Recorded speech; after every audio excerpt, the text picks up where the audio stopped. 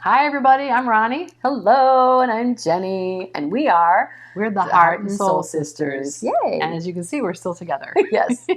Enjoying our once-a-year family vacation where we get together and do all things fun that are summer. Awesome. So this week we want to talk about alcoholic families or families that have substance abuse or addiction problems and the dynamics that are very common to them. Yeah. We've touched on some of these things in different podcasts, but we thought it might be a good idea to bring it all together for those of you who either know there was one of the adults that were heading your family had an addiction problem, or maybe aren't sure, because for us it was actually hearing somebody lay out the dynamics that are common in these families that allowed us to recognize that, yes, indeed, in our case it was our dad. Our dad was an alcoholic. We had for years sort of acknowledged that he, as adults, that he abused alcohol from time to time, but would not say, yes, he's an alcoholic. And it was pretty much every day, but yeah. Well, yeah. I mean, we were, well, let's get right to it. We were essentially steeped in the fundamental dynamic associated with addiction. Just so you know, I'll probably use the term alcoholic just because that's our experience as a shorthand for anyone with any kind of substance abuse or addiction problem. So it could be a substance, it could be some other form of addiction like gambling or porn or that sort of thing. Yeah, sex addiction. There's all kinds of addictions out there. There's lots of them. But the dynamics are going to be the same. The dynamics will be very, very similar. Even though families are unique, the dynamics are remarkably similar, we know. So that fundamental dynamic is denial. It is the cliche that's always used is the elephant in the living room. If you picture the house you grew up in, put an elephant in the middle of the living room, and you think, oh my God, how could you possibly live with an elephant in your room and pretend like it's not there? Every family member. And that's what they do. Yeah. We just walk around it, we ignore it, we make excuses for it. Some of us enable it, right? Mm-hmm. In the making excuses, bringing home the alcohol or whatever it is that the person abuses. So it's a joint effort. Kids are raised to know. I read something in a recovery book one time that said the motto of the addicted family is "There's nothing wrong here, and don't you dare tell anybody about it." And that's pretty much it, right? Keep the secrets. Secrecy is a great big one. Mm-hmm. The other thing is that the addict is really not available emotionally to anyone else in the family. So if they have a partner, if they have children, their addiction is number one. Most, if not all, of their time and energy goes into feeding that addiction, and so they're really not around much. And the addict and the codependent, the spouse, typically are the children, emotional children in the household, and actually the children become the responsible parties emotionally. It's your fault. And everything that happens is your fault. Their life would be better if they didn't have these kids, or if the kids didn't behave in all these terrible and inappropriate ways in their eyes. The other thing is the kids can become not just emotionally responsible, but physically responsible. Mm-hmm. You can see kids as young as 5 or 4 taking care of younger siblings, making dinner for everybody. Sometimes making phone calls to make excuses for why the addict can't get to work that day, or those kinds of things. So the kids become definitely emotionally responsible, but they can also become physically responsible for carrying out the functions of the household, the necessary functions of the household. We did. Yeah. We started really young. We were household chores. We were put on chores. My mother felt she had children so that she wouldn't have to do housework. Yep. We used to beg her to get a dishwasher when we were young, because from very young we had all the dish duty. Age 5, we started. And then we worked into, by the time we were maybe 6, 8, and 9, we were doing them all together. And as we got a little older, then we would rotate each person doing them. But then they added the other chores like sweeping and mopping and vacuuming and dusting and doing the bathrooms and doing our own laundry. All of it. So I'm the oldest, and there's 3 years between us with our brother in the middle. Okay. So by the time I was 14, my mother was only responsible for doing hers and my father's laundry. we did everything else. And we lived in a big old Victorian house. It wasn't like we were in Yeah. some kind of tiny little place. Yeah. So she felt she was teaching us to take care of ourselves and to be responsible adults by having us do all the household chores. Roles. You want to talk about roles that children take on? They get forced into? The roles that the children take on, it depends on how many children you have, but there's always a hero and there's always a scapegoat. And at a minimum. You get one guess as to which is which here. And there's an invisible child and there's a mascot. And in our family, Ronnie was the hero. I was the hero. The hero's job is to deflect any attention away from the addict by making the family look good, right? There can't possibly be anything wrong with this family because look at this super achieving, successful, smart, brilliant, athletic, talented, musically talented. I mean, whatever. You got to shine in some way. All we do is point to the hero and say, look, there can't possibly be anything wrong with us or we would not have produced this stupendous child. Yep. The hero's job is to be the shining light for the family, to be the golden child. Yeah. As roles go, you'll see, especially in contrast with the scapegoat, it's better marginally in that at least you're doing the right thing. It is, however, a pretty heavy burden to carry. You have to grow up really fast. You have to grow up fast, and you can't ever, like I always felt, it wasn't good enough to be successful. I felt like I had to do everything better, faster, at a younger age. Like I was dismayed that it took me so long to get my PhD that I didn't get it at 24 or 5, which would have been insane.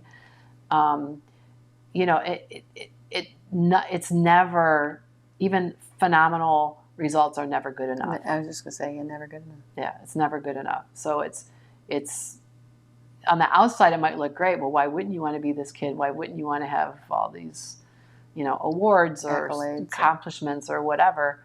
But it is a tough weight.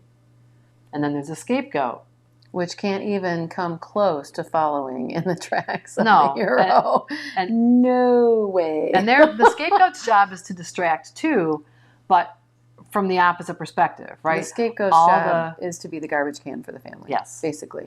Yes. All of the family junk, anger, negativity gets dumped on the scapegoat. It's all the scapegoat's fault.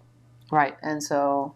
if you know anything about that was me. If you know anything about clinical terminology, the clinicians would call that the identified patient. Yep. Where the family says, we would be just fine if Jenny here could get her shit together. There you go. And we just don't know what to do. Yeah. So that was the prevailing message for me growing up. Jenny, I was the one that at a young age I vomited a lot. A lot. That's where your stress came out. My stress came out in my GI tract. Between constipation, diarrhea, vomiting. My mother was convinced that I had a bad appendix, and I don't know how many times she took me to a doctor saying, it's got to be her appendix. It's got to be her appendix. I'm like, nope, it's not her appendix. Try again. Try again, yeah. And so that was I know I missed so much school from vomiting episodes. And trouble with bullies at school because I was the sensitive, really shy kid, and I was afraid to open my mouth. I'm sure I wasn't that way, from the get-go. I mean, I remember when we were 3, 4, 5, being just feeling like I could do anything, and somewhere between 5 and 6 and 7, that went away, and I'm sure it was just the conditioning at home. Yeah. The mixed message, there's always but we told you we loved you before we hugged you and and sent you up to bed,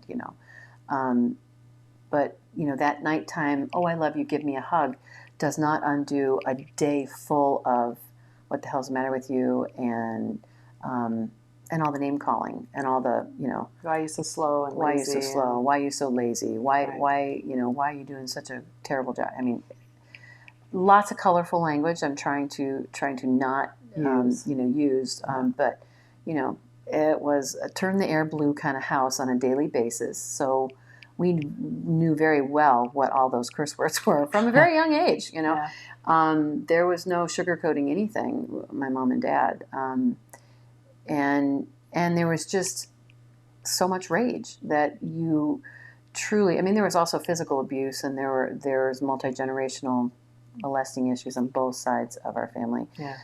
So talk about unhealthy boundaries on all levels. That's pretty much what we had. And so through our grade school years, being the scapegoat, I just felt like I was worthless. Why even try? I have a good intellect, but I really didn't try at school because Ronnie was great, and I knew I couldn't be great like Ronnie. So I think on some level, I just felt like, well, if I try, I'll never really know how much I suck. So I'm just not going to try. So I was mediocre. I mean, I passed. Well, you more than passed. I more than passed. I mean, there were times that I made honors, but it was without cracking a book. I didn't study. I didn't study for tests. I pretty much passed my classes in grade school, high school, by just what I absorbed through lectures. Yeah. Because I didn't read any of the books. Had a little bit of language comprehension. I have to read, I have to mumble to myself out loud to really comprehend and grasp stuff. So I have a little bit of learning disability that way that I discovered when I was going through college and working toward my master's. I'm like, oh, I mumble to myself. And I'm a singer, and I excelled in music like Ronnie does. And so it just came as an intuitive thing. How about if I read to myself out loud and just mumble? Because I pick stuff up so well, auditory, listening to lectures. So, and I discovered that to get through my bachelor's and my master's, I needed to do that because I had to read those books. And yeah, see how dumb she is? Yes. Got a master's degree. But and an accelerated program, no less. Thank you. So, but I learned that as I was going through school that, if I read to myself, I absorb it because I didn't have time to read stuff twice. I had to get it the first time. Right. I had 2 kids, and then I had my third one over. And you were pregnant with your fourth by the time you got done. Over my master's break. Crazy. Yeah, I was a little nuts. So, but I think even part of that was probably me just proving to myself that I can do this. I can do whatever I want to. Well, and whatever I put my mind to. You more than did it, because not only did you get the master's in accelerated program, but you were invited to be a math and science tutor, which not everybody can do along the way. So you're sort of underselling how much the roles depressed your actual natural ability. Yeah. Your ability to accomplish. So you get warped in these roles, right? Absolutely. You get forced, like I got forced into a workhorse position. You got forced into this, you're not going to amount to anything, sort of pigeonhole. Our brother was in the middle. We're very, very close in age. There's less than 3 years between us, and he's in the middle. Mm-hmm. And he was the quintessential middle child. He was the invisible child, or the silent one, they call it. Really sensitive, creative, artistic boy. And our parents just destroyed him. Totally. They really did. I mean, they just beat him down so brutally. Every way you can think. And somewhere, we were friends when we all shared the same room when we were little. Somewhere we moved to Park Street and had our separate rooms. I would say by the time I was in 3rd or 4th grade, I knew very clearly my brother hated me.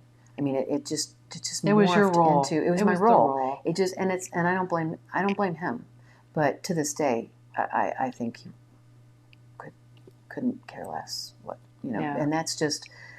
We were so deeply entrenched and controlled by our alcoholic family dynamics and all of the ugliness going on in our home. And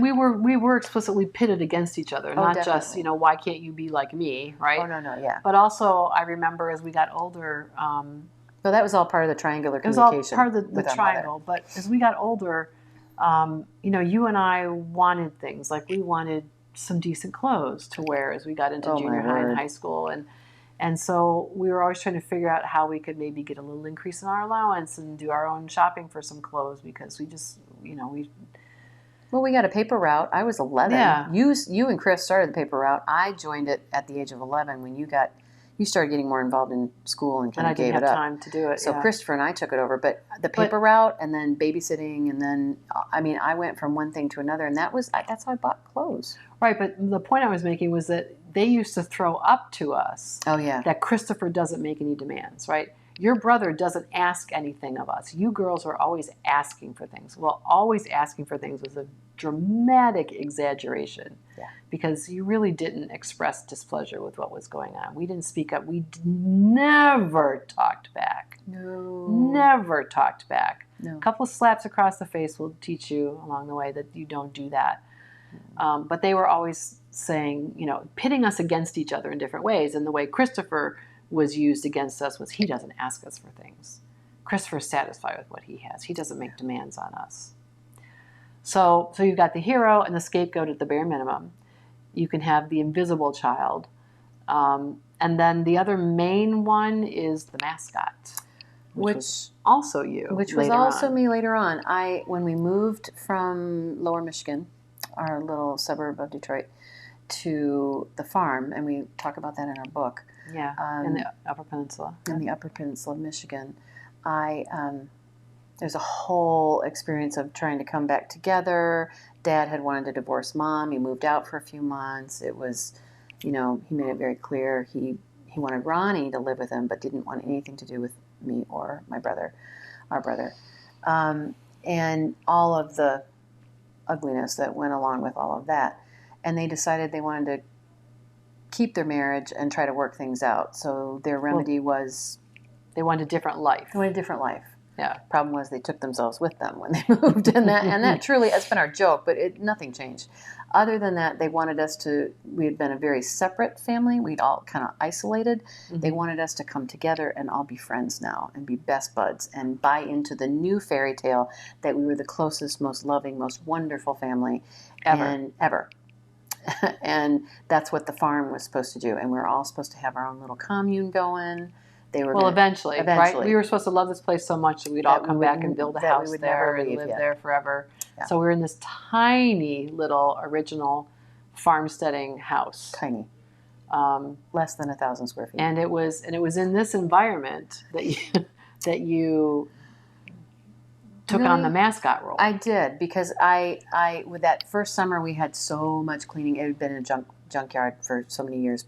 And so we just had so much work to do. Cleaning up the farm, getting it ready for the sheep and the goats. And then our grandfather, who we hadn't seen in 10 years, came to visit, decided to buy me a horse. I'd always wanted a horse. And the trade-off was we had to take his stepson to live with us. I'm sure that was the barter. Yeah, we'll skip over that part. We'll skip over that part. You'll hear more about that later.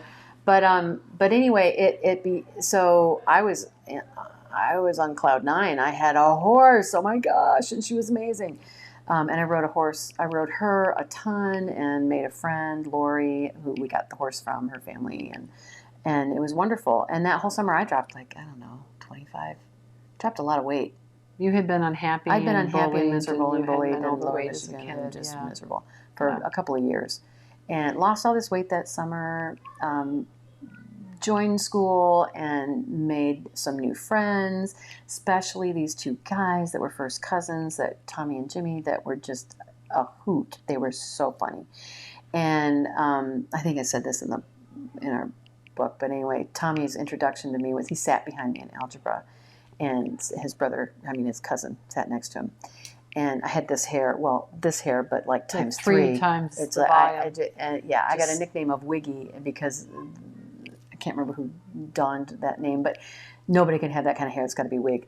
Well, anyway, Tommy's putting new pencils in the back of my head all through, Sticking them in and there. I'm hearing all this snickering back here because I didn't feel anything. Right. I had all this hair. I didn't feel it. So finally, he almost had the whole box in the back of my head when I finally felt something bump. I turned around and pencil flew everywhere. And of course, I'm mortified and turning 5 shades of red because I was very shy. And the teacher calls on me, Miss Jarris, is there a problem? And I'm like, no, coach. But these guys were such comedians, and they really helped me learn to laugh at myself. And that was when I thought, it's more fun to laugh at yourself than to be depressed. So I started using that at home, and boy, did that make a difference of defusing situations with our parents. Yeah. So I learned how to use humor to deflect, to de-escalate, and so I was still the scapegoat, but I also took on the mascot, and I like laughing. It's more fun to laugh, and since we weren't allowed to cry, Right. it was a great release. Right. So that's how my roles kind of morphed into two. So yeah, so she had two. You had two, and there are others, but those are sort of the main roles. And as I said, doesn't matter what the family is like; these roles reproduce themselves very, very Consistently. reliably. In fact, it was in a class you had in college, so probably 10 years before I acknowledged that Dad was an alcoholic, and we tried to fix things and ended up having to make a break.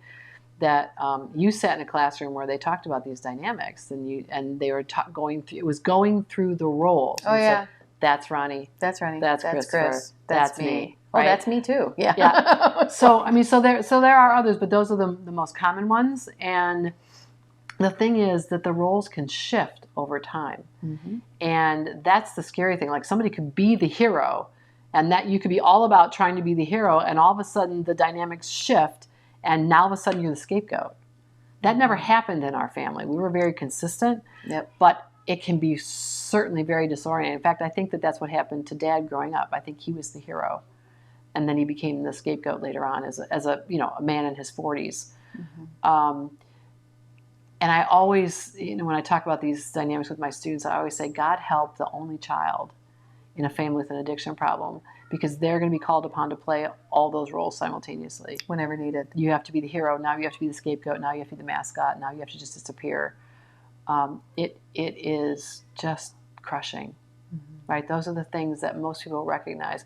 Even if they're still in denial, even if they're still afraid to speak up, even if they don't recognize that they were emotionally abandoned and they actually had to be responsible for their parents emotionally or physically, what will often ring true for people are the descriptions of the roles. They'll recognize the expectations that were placed on them and whether or not they've shifted over time. And another big piece of this is, we touched on earlier, but I think we need to unpack it a little bit more, is the triangular communication. Yeah. Because that's how the codependent really keeps everything in check. Mm-hmm. And our mother was the flaming codependent. And so the triangular, all communication went through her. We didn't really talk to each other directly. Right. We didn't really problem solve. There was no such thing as problem solving directly. Right. Everything went through Mom. Right. And then Mom, usually it was one-on-one discussions with Mom, and then Mom would come back and talk to this person separately. Oh, this is what's happening and with Jenny, put her Ronnie. own spin on it. Yes. And oftentimes, 99.9% of the time, there might have been a little bit of truth in what she was sharing, but there was a whole lot of distortion going on, and just out and out lies. And it wasn't until we became older, and because we both went into, she's a sociologist, I went into nurse practitioner training, and I did a ton of extra research, really minoring in addiction and psychology and all this stuff. Mental illness. Yeah. Because once I was really aware of what was going on in our family, I wanted to really understand it. And for a while, I thought I wanted to go into psych mental health, until I sat through a 2+ hour session of group therapy with like 6 or 7 borderline personality disorder women who were in for addiction treatment. And I was fine walking into that session. But by the time that session was over, it was like I had sat in a room with 6 or 7 of my mother. And the psychological warfare going on was astounding. And I was like, oh, there are other people that do this. And I had a horrible migraine. And you just happened to be visiting me at the time. Yes. And I literally was, at that point, psych mental health was my declared your specialty. Yeah. Because I had done a whole independent study that whole summer. And my psych mental health, advisor was like, "Oh my gosh, you were so good at this." Gee, I've been doing it my whole life, right? So yeah, but after that, I literally had to stop and vomit on the way home, and I had this horrible migraine. I walked in the house, and she's there with the kids, and she said, "What the hell happened to you?" I had to tell her I just spent the afternoon with 7 people just like Mom. Oh, God. And I said, I don't think I can do this. Yeah, It's still too close. You Yeah. know, it's still too close. And yeah, so that was when I decided family practice is where I needed to be. I said, I loved it. And I could still help people, but not be in the thick of it. Right. And yeah. So yeah, it's very common for people who have struggled with the dynamics associated with addiction to want to do something about it. helpers. Yeah, you become a helper. Caregivers. You want to go because you're used to it, right? We were forced into that Healers. caregiving role, Yeah, being hello. emotionally responsible and all that. Yeah. So it's something that people have to really go in with their eyes wide open and just examine what's my motivation, what's my capacity for handling people that might be like loved ones in terms of how the dynamics they call up, the emotions they call up. Something to think long and hard about. Yeah, and it's really helpful to be very self-aware, more self-aware than we were In the early days. In the early days, we were trying, but it's a deep hole to dig yourself out of that denial. It's to climb out of. It really is. It's a process. It is a process. It's a process, and you have to give yourself permission to take it slow, not do it perfectly. Yeah. The important thing is to try to recover, because I think probably the main thing I want to say before we run out of time is that people can stop drinking.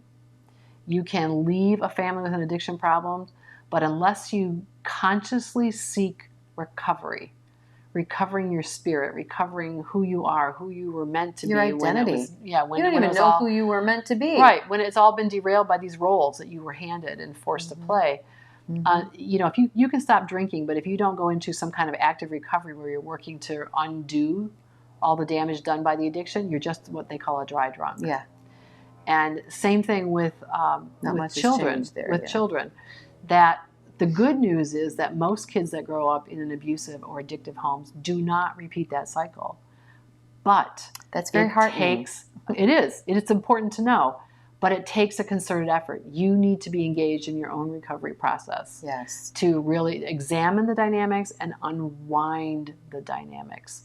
To know what healthy boundaries are, like we talked about last time in our podcast. We're still working on those. Yeah, to know what 6 years later, good supportive parenting looks like. Right? Otherwise, you're really likely to repeat a good portion of what you're raised with, even if you don't do the worst. Right? Even if you don't beat your kids, you might still do the same emotional things to them that are abusive. Emotional berating. So it's really very, very important once you've identified that this is happening. Either it happened in your family as you're growing up, or maybe it's happening in a relationship or family that you're in now. Everybody involved needs a recovery process. Even very young children. Oh my gosh, yes. Need to be able to unpack what happened to them and relearn how to behave in a healthy way. And the good news is there's all kinds of help for that. We've talked in the past, 12-step groups are a good place to start. Great place to start. Adult children of alcoholics. Just to wrap your mind around the dynamics and realize that you're not alone. Right. See how common they are. Gosh, it's so helpful. Yeah. Very, very helpful. So they're a good place to start. They're good resources. There's lots of books that you can read on recovering. So many. If you go to Al-Anon or AA.org, they have a lot of that information to start off with. You can get lists of meetings that you can go to. All very, very helpful. So we would strongly encourage anybody who recognizes themselves in anything we've talked about today to seek that recovery process. It's very, very important. Absolutely. You're worth it. You are. Figuring out who and you are. can do it. If and what makes your heart saying, you are so worth it. If we can do it, you can do it. Yes. There isn't anything special about us from that standpoint. No, we just totally internalized that question our father kept asking us, what the hell's the matter with you? We totally internalized that and kept asking, okay, what the hell is the matter with me? Right. Until we started finding answers. And we realized we really weren't that broken. Right. It was what happened to us. Right. And then we got past that question and went and started asking, what makes my heart sing? Exactly. Who am I and what makes my heart sing? And how can I bring more of me More of that. into my life. Absolutely. More of who I am, who I was meant to be. And that's what we hope for all of you. That you are, what is it that I said recently? Living, loving. Living to love. Living to love. Where, Yes. Yeah, where you're just. Or loving for a living. That's loving what she for a said. living. There you go. I want to love for a living, she said. Little I said, sleep deprived. That's fantastic. Yes, I just want to love for a living. Yeah. I just want to love everything I do and every interaction I have and just live from a place of love. And that's my whole Absolutely. life. That's where I want to be. Be in a place of joy and bliss all the time. You're super close. You're super close, girlfriend. We're getting there. Well, in the meantime, on your own journey, we are wishing you so much light and so much love from both of our hearts. Yes, and so many, many blessings. Be well until next time. Yes.